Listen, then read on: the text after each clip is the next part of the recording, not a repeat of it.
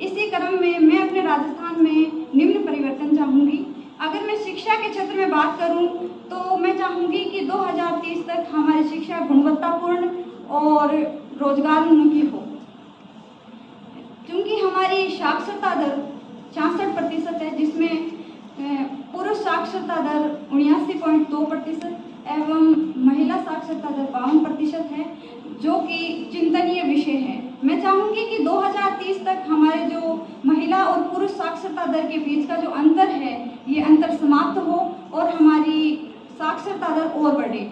अगर बात करें हम चिकित्सा के क्षेत्र में, तो चिकित्सा के क्षेत्र में राजस्थान सरकार द्वारा बहुत सी योजनाएं लागू की गई है, जिनमें RGHS योजना, चिरंजीवी योजना, दुर्घटना बीमा योजना। मैं चाहूँगी कि राजस्थान के प्रदेशवासियों को इन योजनाओं का अधिक से अधिक लाभ प्राप्त हो, इसलिए इस हेतु प्रदेश सरकार कदम उठाए। आगे बात करें सूचना और प्रौद्योगिकी को, तो सूचना और प्रौद्योगिकी क्षेत्र में भी प्रसार की आवश्यकता है, क्योंकि हम सभी जानते हैं कि सूचना क्रांति है जिसके माध्यम से राजस्थान सरकार या फिर भारत सरकार द्वारा चलाई गई जितनी भी योजनाएं हैं, उन योजनाओं को हम प्रदेशवासियों तक अधिक से अधिक पहुंचा सकते हैं। अगर बात करें हम कृषि क्षेत्र की, तो मैं चाहूँगी कि राजस्थान सरकार उन्नत बीजों का निर्माण करके किसानों में वितरित करे, ताकि राजस्थान में उन्नत कृषि की जा सके। इसके लिए जो शुष्क प्रदेश है उनमें नहरी पानी को पहुंचाया जाए, ताकि शुष्क क्षेत्रों में भी उन्नत कृषि की जा सके। आगे का मेरा क्षेत्र जो है वो पर्यावरण का क्षेत्र है।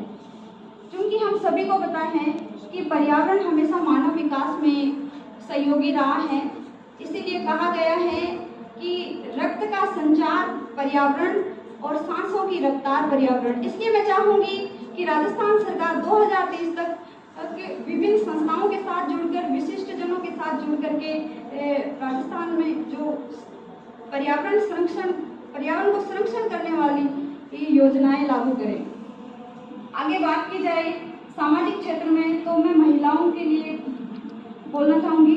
हमारे पुराणों में भी कहा गया है कि यत्र नार्यस्तु पूजन्ते रमन्ते तत्र देवता, अर्थात जहाँ नारी की पूजा होती है वहाँ देवताओं का निवास होता है। अतः राजस्थान सरकार को महिलाओं को आत्मनिर्भर बनाने एवं बालिका शिक्षा को बढ़ावा देने, बालिकाओं की सुरक्षा को बढ़ावा देने वाली योजनाएं लागू करनी चाहिए।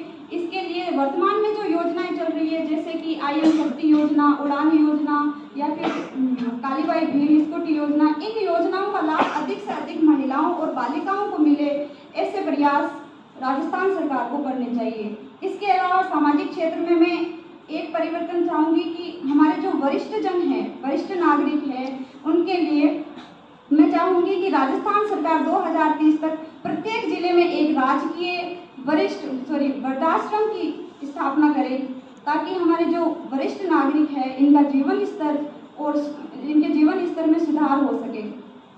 आगे मेरा क्षेत्र औद्योगिक क्षेत्र रहेगा।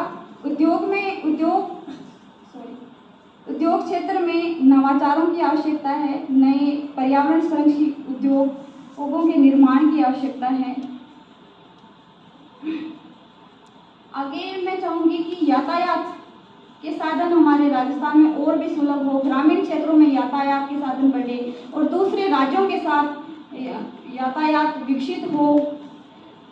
और इसके अलावा और भी बहुत से क्षेत्र हैं जिनमें परिवर्तन की आवश्यकता है, जैसे पर्यटन क्षेत्र है, इसके अलावा अल्पसंख्यकों के विकास और जनजातीय कल्याण। हो सकता है कि आप सभी को मेरे ये परिवर्तन कठिन लगे, तो मैं दिनकर साहब की 4 पंक्तियां कहना चाहूँगी कि है कौन जहर का वह प्रवाह जो तुम चाहो और रुके नहीं, है कौन दर्दशाली ऐसा जो तुम चाहो और रुके नहीं। मेरा अंतिम परिवर्तन का जो क्षेत्र है वो रहेगा भाषा का क्षेत्र। क्योंकि हम सभी प्रदेशवासियों की मातृभाषा राजस्थानी रही है, तो मैं चाहूँगी कि 2030 तक हमारी राजस्थानी भाषा को राजस्थान की राजभाषा का दर्जा दिलवाने हेतु राजस्थान सरकार प्रयास करे। और जिस प्रकार हिंदी अनिवार्य विद्यालय स्तर पर और महाविद्यालय स्तर पर एक अनिवार्य विषय के रूप में पढ़ाया जाता है, उसी प्रकार राजस्थानी को भी एक अनिवार्य विषय के रूप में पढ़ाया जाए। इन अंतिम पंक्तियों के साथ मैं खुदा का नाम लेती हूँ, ईश्वर अल्लाह रब या खुदा का नाम लेती हूँ, मगर दिलों में अमन को अपनी आवाम कहती हूँ। इन नसीहतों को मैं भी अपने जीवन में उतारूंगी, इन नसीहतों को मैं भी अपने जीवन में उतारूंगी। इन्हीं बातों के साथ मैं अपनी वाणी को विराम देती हूँ। धन्यवाद। जय जय राजस्थान।